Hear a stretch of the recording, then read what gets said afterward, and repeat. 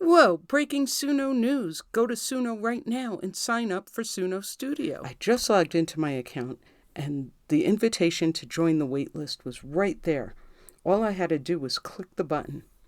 Once you click the button, it will ask you to fill out a couple of questions, or you can just skip all of that and get on the waitlist.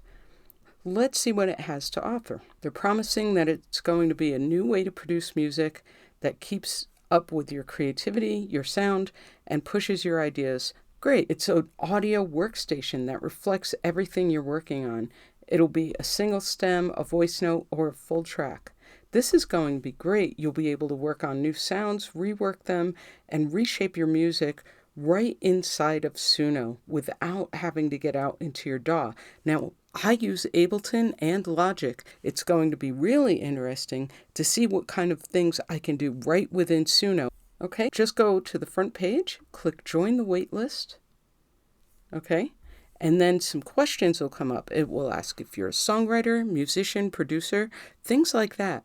Now you can answer them. You can also just skip those questions right at the bottom and get on the list. So I would go ahead, if you're serious about your multi-tracks in Suno, I would just get on that waitlist and not hesitate. All right, see you in the next one.